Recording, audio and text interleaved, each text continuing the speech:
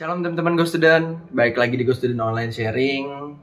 Teman-teman, hari ini gue dikasih kesempatan buat sharing ke kalian. Tapi sebelumnya gue pengen ngingetin ke kalian, teman-teman jangan lupa pantau terus YouTube-nya Go Bogor Online Service dan Instagram-nya Go_students. Karena setiap Sabtu jam 3 sore kita selalu update video-video sharing yang tentunya memberkati kalian. Oke. Lanjut aja. Sekarang gue pengen sharing yang gue bawa adalah ibadah yang sejati judulnya. Ayatnya ada di Roma 12 ayat 1. Karena itu saudara-saudara, demi kemurahan Allah, aku menasihatkan kamu supaya kamu mempersembahkan tubuhmu sebagai persembahan yang hidup, yang kudus, dan yang berkenan kepada Allah. Itu adalah ibadahmu yang sejati. Oke. Teman-teman, di ayat ini jelas banget kalau Tuhan pengen kita memberikan diri kita sebagai persembahan yang sejati buat Tuhan. Nah, ibadah yang sejati itu perlu memberikan sepenuhnya buat Tuhan seluruh hidup kita. Nah, tapi permasalahannya yang kayak gini tuh nggak bisa instan. Ini harus kita latih dan kita coba terus, kita tarung terus sampai kita mati nanti. Jadi nggak ada ujungnya gitu, ujungnya nanti kalau kita udah mati gitu. Oke. Dan ini menurut gue yang paling penting dalam kalau kita mau memberikan hidup kita sepenuhnya buat Tuhan, itu adalah yang nomor satu adalah hati dan perasaan. Menurut gue kita harus punya hati dan perasaan dulu buat Tuhan. Apakah lo punya hati gitu buat Tuhan? Karena kalau lu aja udah nggak punya hati buat Tuhan, lu nggak punya perasaan rindu akan Tuhan, lu percuma hidup sosokan mau gue hidup buat Tuhan gitu, gue mau memberikan semuanya, tapi ternyata lu nggak punya hati, lu nggak punya perasaan buat Tuhan gitu ya.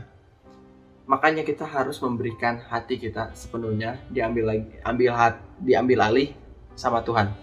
Nah itu karena dalam hati kita itu banyak sekali timbul manipulasi, rasa rasa kelicikan kayak gitu-gitu. Makanya kita harus Tuhan ambil alih dulu hati kita gitu. Oke. Yang nomor 2, pikiran. Nah, pikiran juga sangat berpengaruh karena kita seringkali pemikiran-pemikiran kita yang membatasi kerohanian kita bertumbuh gitu. Dan juga seringkali pemikiran-pemikiran kita yang membuat kuasa Tuhan itu terhambat ya.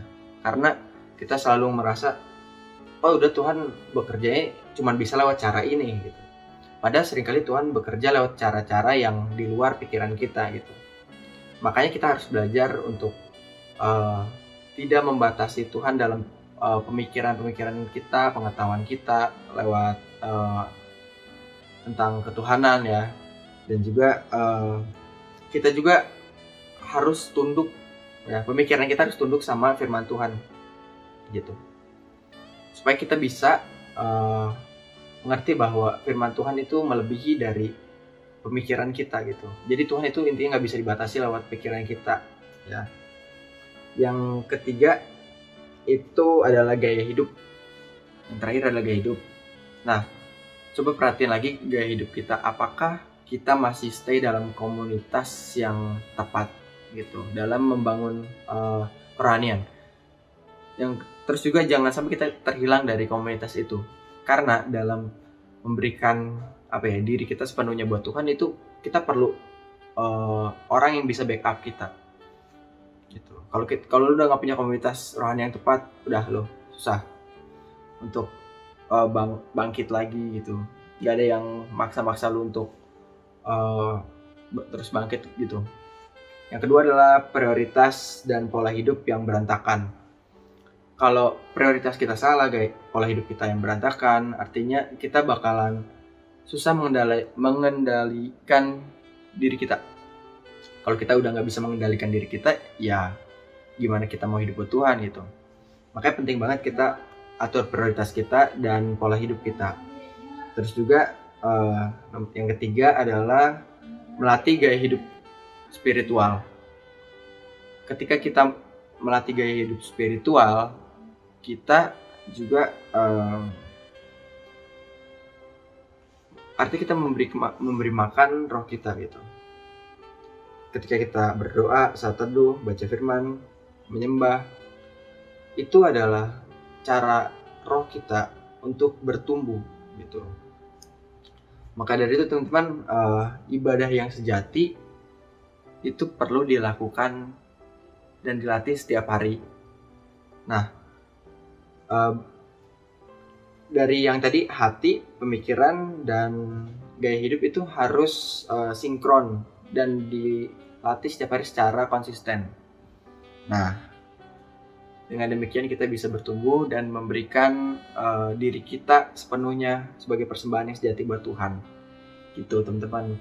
Makasih udah nonton, semoga kalian semua terberkati dan God bless you. Bye.